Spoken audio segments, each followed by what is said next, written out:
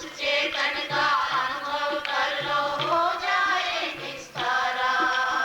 अंदर चेतन बाहर चेतन, चेतन ही आधारा। उस चेतन का अनुभव कर लो, हो जाए निस्तारा। जल में कुंभ, कुंभ में जल है, भीतर बाहर पानी। अंदर चेतन बाहर चेतन, चेतन में सब प्राणी। फूटा कुंभ जल जल ही समाए, हो जाए एकाकारा। उस चेतन का अनुभव कर लो, हो जाए निस्तारा। अंदर चेतन बाहर चेतन, चेतन ही आधारा। उस चेतन का अनुभव कर लो, हो जाए निस्तारा।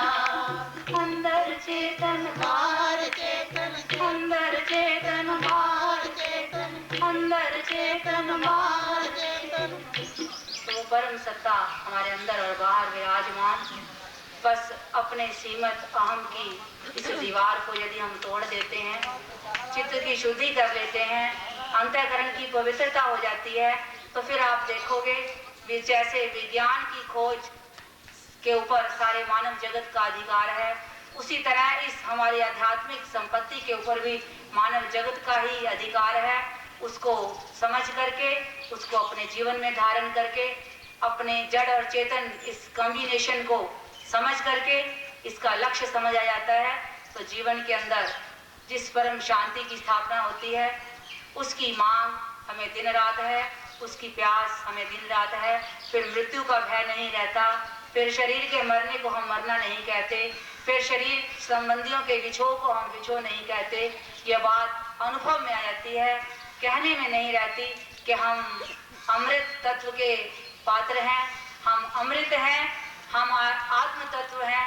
हमारे इस शरीर में रहते हुए उसी अनुभूति को अपने जीवन में प्राप्त कर लेना ही मानव जीवन का लक्ष्य है, और इस लक्ष्य की ओर हम आगे बढ़ें, तभी जीवन सार्थक हो सकता है।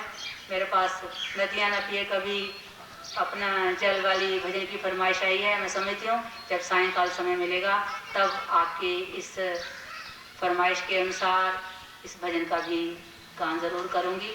मैं अभी नहीं कर सकूँगी, अभी मेरा समय तो पूरा हो गया है। अभी हमारे पास और भी वक्त हैं, सभी ने अपने अपने विचार आप सभी के सम्मुख रखने हैं, तो उन सभी विचारों का आनंद लीजिए और अपने जीवन को सत्संग के माध्यम से पवित्र करते हुए विश्व के अंदर हमारा धर्म किस तरह सार्वभौमिक संदेश देता है, किस तरह से हम यूनिवर्सल रूप से उस धर्म के अधिकारी हैं, सीमित दायरों से हम ऊपर उठें और उस अनंत सत्ता से एक हो सकें। इसी बात को सीखने के लिए हम संतों की शरण में, सत्संग में, ध्यान भजन में उतरें और अपने जीवन में इस बात को अनुभव करके अपने को सार्थक कर सकें। हरि ओम।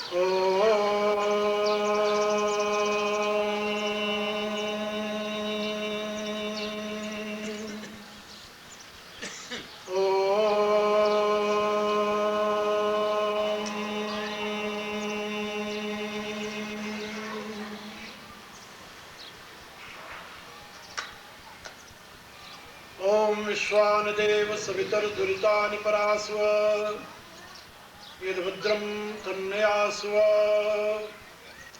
ओम भूर्भुवः स्वः तत्सवितुर्वरेण्यं भर्गो देवस्य धीमहि धियो यो नः प्रचोदयात्। ओम शांति शांति शांति ओम।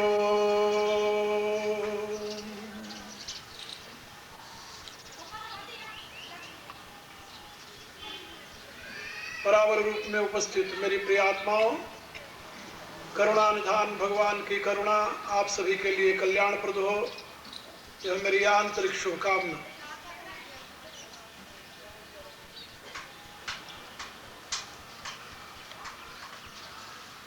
आप लोग सवेरे से ही यहाँ सत्संग का लाभ ले रहे हैं। जीवन के विकास की प्रथम भूमिका धर्म है। जैसे बिना नींव के किसी इमारत की कल्पना नहीं की जा सकती, उसी प्रकार से बिना धर्म के जीवन विकास की कल्पना नहीं की जा सकती।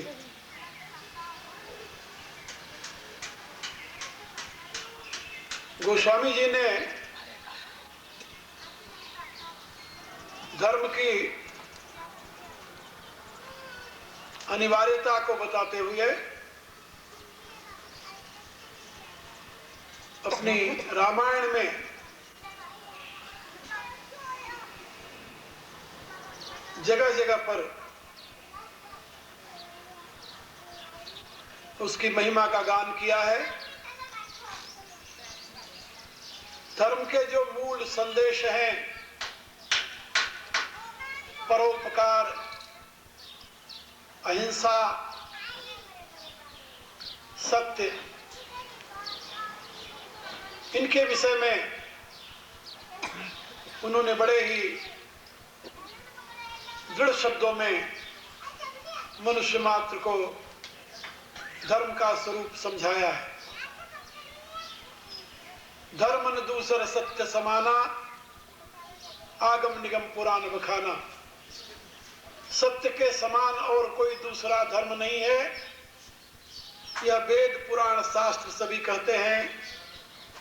ये सत्य के विषय में धर्म का स्वरूप बताया। दूसरा, परहित सरिस धर्म नहीं भाई, पर पीड़ा सम नहीं अधमाई। निर्णय सकल पुराण वेद कर, कहूं तात जाने को विघ्न। परोपकार से बड़ा कोई धर्म नहीं है, ये समस्त वेद पुराण शास्त्र का निचोड़ है। ऐसा उन्होंने परोपकार, परहित के विषय में बताया। परम धर्म श्रुति विदित अहिंसा, पर निंदा समन अघ्न गरीसा।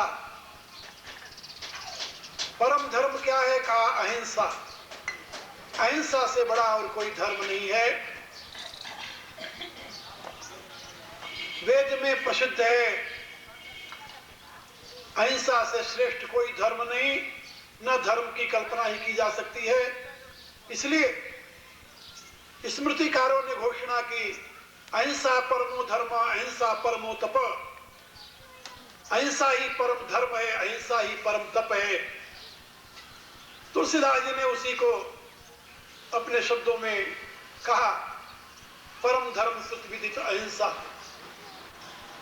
तो अहिंसा परम धर्म है, परोपकार परम धर्म है, और सत्य परम धर्म है। धर्म न दूसर सत्य समाना। जीवन में यदि ये तीन बात आपके प्रतिष्ठित हो जाए, सत्य, अहिंसा और परोपकार, जीवन के विकास का क्रम प्रारंभ हो जाएगा। महात्मा गांधी ने रामायण से दो बातें ग्रहण की थी, सत्य और अहिंसा। अपने मूवमेंट में उन्होंने सत्य और अहिंसा पर विशेष जोर दिया। परोपकार भी उसी कैटेगरी का एक धर्म है या धर्म का स्वरूप है।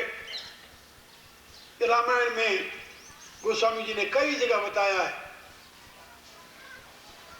इस पर ज्यादा जोर नहीं दिया गांधी जी ने, क्योंकि उनका विषय उस समय और था। लेकिन जीवन की व्यवस्थित रूपरेखा तैयार करने में ये तीनों की महान भूमिकाएं हैं, सत्य, अहिंसा और परोपकार। दुनिया में कौन सा ऐसा देश है, कौन ऐसी जाति है, कौन ऐसा व्यक्ति है जिसको सत्य से प्यार न हो, जिसको अहिंसा में आस्था न हो, जिसको परोपकार अधर्म सा प्रतीत होता हो। इसको सार्वभौम धर्म कहते हैं। इसीलिए जहां सत्य, हिंसा और परोपकार की बात कही गई है, वहां पर सार्वभौम धर्म की घोषणा की गई है। वह विश्व धर्म है, वह जाति धर्म नहीं, व्यक्ति धर्म नहीं, संप्रदाय का धर्म नहीं, वह विश्व का धर्म है। सत्य, हिंसा और परोपकार। आप हिंदू हैं, मुसलमान हैं, ईसाई हैं, यहूदी हैं, पारसी हैं, क्या हैं, इससे कोई मतलब नहीं। मनुष्य हैं और मनुष्य समाज में सुव्यवस्थित तथा समुन्नत जीवन जीना चाहते हैं तो आपके लिए तीनों बातें परम आवश्यक है। सत्य में निष्ठा और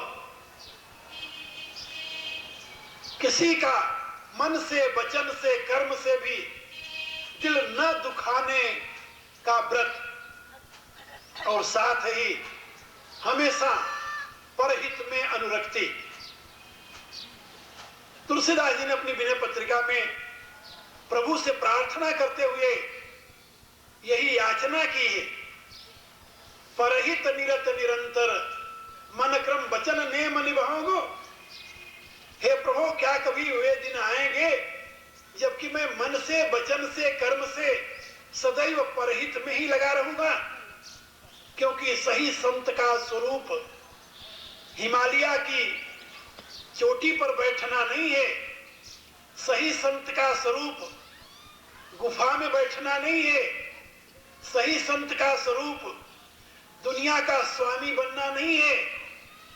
तुलसीदास जी से पूछा गया, सही संत का स्वरूप क्या है, स्वभाव क्या है? गोस्वामी जी बताते हैं, परोपकार वचन मन काया। वचन से, मन से, शरीर से हमेशा परोपकार में लगा रहना। संत सहज स्वभाव खगराया। ये संत का सहज स्वभाव है। संत का सहज स्वभाव क्या है? मन से, वचन से, शरीर से, तन से हमेशा परोपकार में निरत रहना। वाणी परोपकार का आश्रय ले, शरीर परोपकार में लगा रहे, मन से परोपकार का चिंतन होता रहे। क्योंकि तुलसीदास जी ने एक बात कही है, परहित बस जिनके मन माही, तिन कहूं जग दुर्लभ कछु नाही। जिनके हृदय में परहित की भावना बसती है, दुनिया में उनके लिए कुछ दुर्लभ नहीं है, कुछ भी दुर्लभ नहीं है। एक जगह तो उन्होंने बताया कि परहित का चिंतन जो है, परहित की भावना जो है, वो पारसमणि है। जिसके पास पारसमणि होती है वहां दरिद्रता नहीं आती। तो तुलसीदास जी लिखते हैं कि कबहू को दुख पर सब करहित ताके, तेहि की दरिद्र परसमणि जाके। जो सबके हित की चिंता करता है, सबके हित की कामना करता है, प्रभु से प्रार्थना करता है, हे प्रभु सर्वत्र का भला हो, उसके जीवन में कभी दुख नहीं आता। आप लोग तो सुने होंगे और बोलते भी होंगे, पंजाब में तो और दास करने में एक मुख्य शब्द का यह प्रयोग होता है, मुख्य शब्द का प्रयोग होता है जिसमें सर्वत्र के भले की कामना की जाती है। और सर्वत्र के भले की कामना ये वेद का मुख्य संदेश रहा है। आप लोग रोज यहाँ हमारी प्रार्थना में सुनते हैं, सर्वे भवन्तु सुखिनः सर्वे सन्तु निरामया।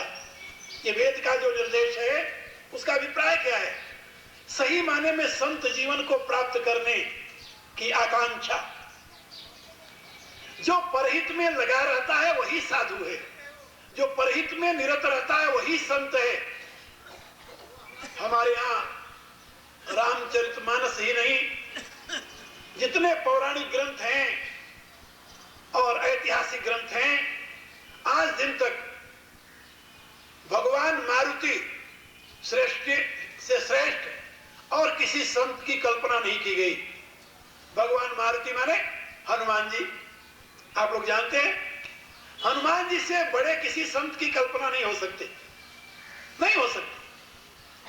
और हनुमान जी वो नहीं थे जो हिमालय की गुफा में जाकर बैठे रहते थे, ना ना, हृदय में राम और हाथ में गदा। शत्रुओं के और निशाचरों के संहार का काम हनुमान जी का मुख्य व्रत था, आदर्श भक्त थे वो। और आप जानते हैं अनेकों मालाधारी भक्त हुए हैं, लेकिन किसी की प्रतिमा गांव-गांव, मोहल्ले-मोहल्ले में नहीं पूजी जाती। और उस गदाधारी भक्त की प्रतिमा, राम की पूजा भले न हो लेकिन हनुमान जी की पिंडी मिलेगी आपको, हर एक गांव में मिलेगी। और नहीं तो पत्थर के ऊपर थोड़ा सा लाल सा बना करके वही पूजा शुरू हो जाती है। इससे आप लोग समझ गए होंगे कि संत का सही स्वभाव, संत का सही स्वरूप परहित चिंतन है। हृदय से परहित की चिंता, वाणी से परहित का साधन अवलंबन। एक कहानी मैंने पढ़ी थी, एक महात्मा थे, उनके सत्य बोलने की निष्ठा थी, उनके हृदय में सत्य भाषण किया करते थे। एक दिन अपनी कुटिया में बैठे भजन कर रहे थे। एक बहेलिया शिकारी मृग का पीछा करते हुए आ रहा था। मृग आकर के उनकी झोपड़ी के बगल में छिप गया। क्योंकि तुलसीदास जी ने लिखा है, मुनिगण निकट विहंग मृग जाहि, बाधक बधिक बिलो की पराही। पशु पक्षी भी हित और अनहित को पहचानते हैं। मुनियों के पास, संतों के पास पशु पक्षी भी निर्भय होकर चले जाते हैं, और जब किसी शिकारी को देखते हैं तो भी डर के मारे भग जाते हैं। तो वह मृग भय से भयभीत हुआ, मृत्यु के भय से भयभीत हुआ, महात्मा के कुटिया के पीछे आकर छुप गया। शिकारी ढूंढता हुआ आया, वहां पर देखा, जब उसे कहीं मृग दिखाई नहीं दिया तो उसने महात्मा से पूछा कि क्या आपने मृग को देखा है? उन्होंने व्रत लिया था सत्य बोलने का। कहां देखा है? कहां है? कहा मेरी कुटिया के पीछे छुपा हुआ है। शिकारी गया और देखा, मृग को मार दिया। मृग की हत्या हो गई। मृग की हत्या का अपराध जितना शिकारी को लगा, उससे अधिक उस महात्मा को लगा। क्यों? उसने तो सत्य भाषण किया था। कहा उसके सत्य भाषण से एक प्राणी की हत्या की गई थी। ये सत्य भाषण नहीं है। जिस भाषण से दूसरे का अहित होता हो उसे सत्य नहीं कहते। सत्यस्य वचनम श्रेयम सत्यादपि हितम वदेत्। सत्य वचन बोलना ठीक है, लेकिन शास्त्र कहता है सत्याद अपि हितम वदेत्। सत्य से भी ज्यादा आवश्यक है हित की बात करना। लेकिन यदि भूत हितमत्यंतम स सत्यम इति मे मति। महाभारत में महात्मा नारद कहते हैं कि जिससे प्राणियों का हित निश्चित होता है वही सत्य है, ऐसा मेरा मत है। लेकिन उस महात्मा ने अपनी सत्य निष्ठा के यानी अहम में आकर के एक प्राणी की हत्या करा दी थी, इसलिए उस हत्या का दंड उसे मिला।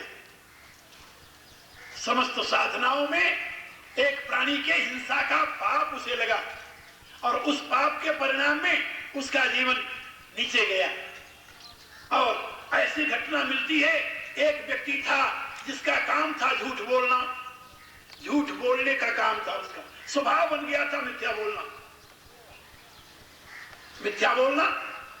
एक दिन की बात, एक कसाई एक गांव का पीछा करता हुआ आ रहा था और गाय किसी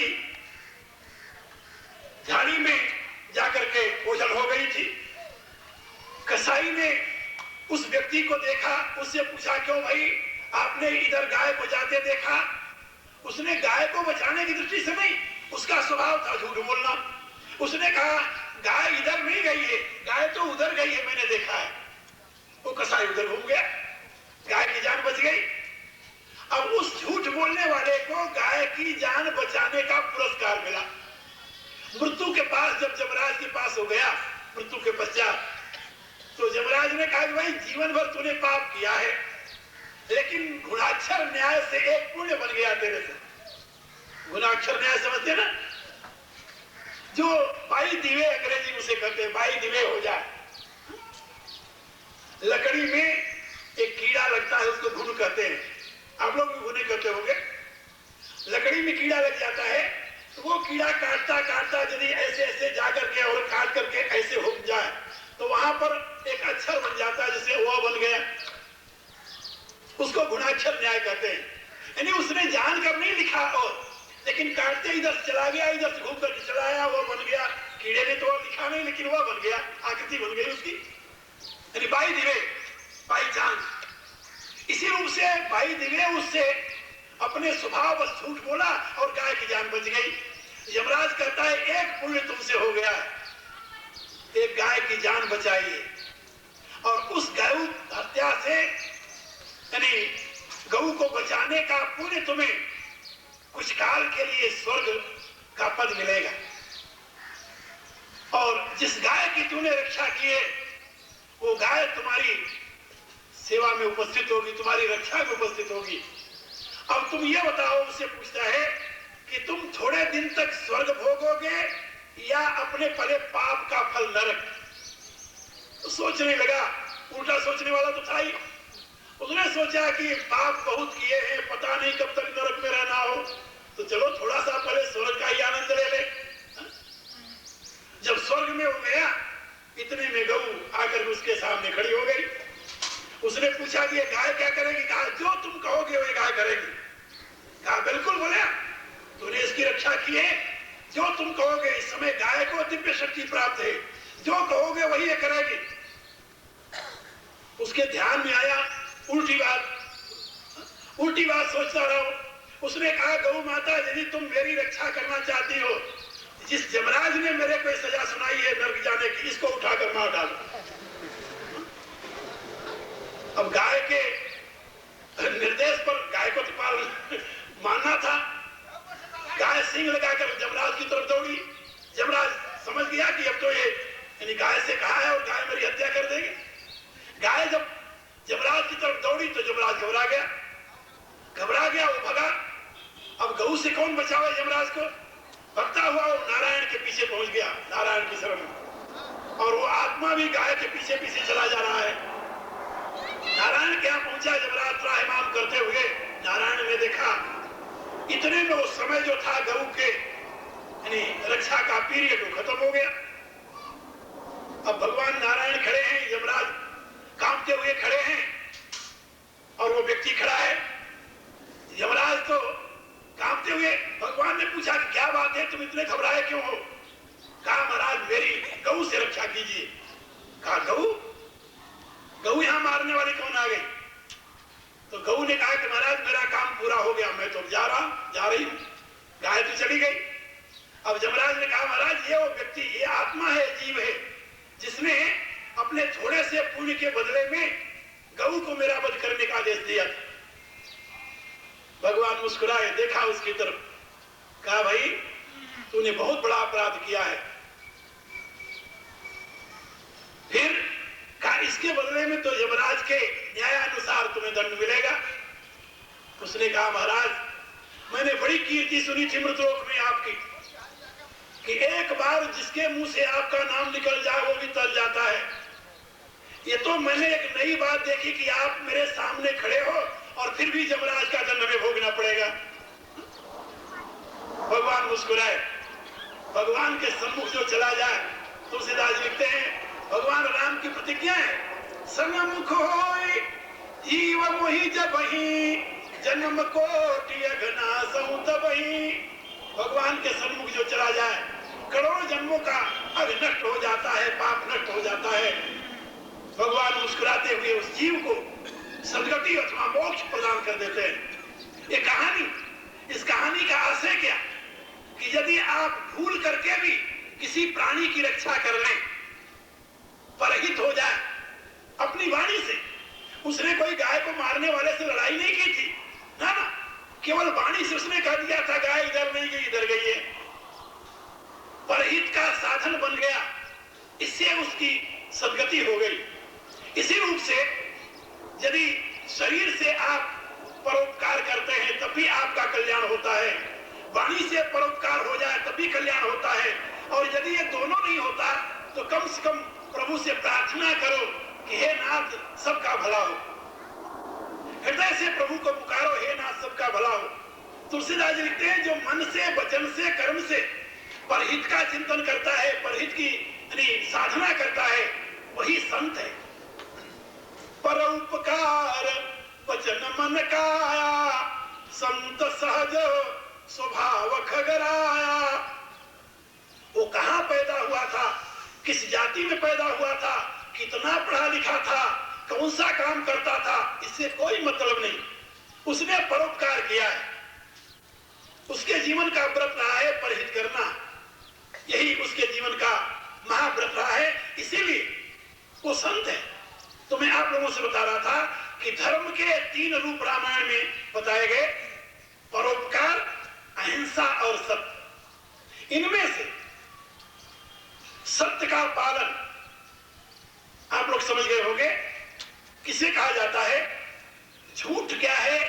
जिसमें दूसरे का अहित होता हो, चाहे वो परम सत्य हो लेकिन दूसरे का अहित होता है, ऐसी वाणी आप बोलते हैं तो झूठ बोलते हैं, मिथ्या से भी बदतर है। और घोर मिथ्या हो लेकिन दूसरे का हित होता हो, ऐसी वाणी आप बोलते हैं तो आप सत्यवादी हैं। ये बात याद रखना। अहिंसा माने मन से वचन से कर्म से किसी का अहित न चाहना, किसी को दुख न पहुंचाना, ये अहिंसा है। और जहां सत्य और अहिंसा है उसके साथ परोपकार में हमेशा लगे रहना। परहित का चिंतन हो, परहित का मनन हो, परहित का अनुष्ठान हो, हर एक काम लोक कल्याण के लिए किया जाए। ये 3 बातें धर्म स्वरूप रामायण में बताई गई है। अब आप बताइए, इस प्रकार के धर्म की मनुष्य को आवश्यकता है कि नहीं है? क्या दुनिया के पॉलिटिशियन आज दुनिया में व्याप्त इस अशांति को दूर कर सकते हैं? असंभव है, नहीं कर सकते, ये उनके बस की बात नहीं है। इसको दूर करने के लिए केवल एक ही रास्ता है, हर एक व्यक्ति परहित का अवलंबन ले ले, हर एक व्यक्ति सत्य का अवलंबन ले ले, और हर एक व्यक्ति अहिंसा में आस्था करे। सत्य, अहिंसा और परोपकार, ये 3 बातें तुलसीदास जी ने रामायण में धर्म के स्वरूप के रूप में बताई, और इनका अवलंबन लेने वाला धर्मात्मा कहा जाता है, इनका व्रत लेने वाला धर्मात्मा कहा जाता है। और इस प्रकार का जो धर्मात्मा है वही क्रमशः विकास करता हुआ महात्मा, विश्वात्मा और परमात्मा पद को प्राप्त कर लेता है। धर्मात्मा ही आगे चल करके महात्मा बनता है। भगवान ने गीता के 9वें अध्याय में ये बात समझाई है। महात्मा नस्तुमाम पार्थ दैवी प्रतिमा सुता भजत्यनन्य मनसा ज्ञात्वा भूतानि मध्यम। जो धर्मात्मा है, जो अनन्य भाव से परहित में निरत है, सत्य हिंसा का पुजारी है, ऐसा धर्मात्मा ही महात्मा पद को प्राप्त होता है, क्योंकि उसके द्वारा भजत्यनन्य मनसा वह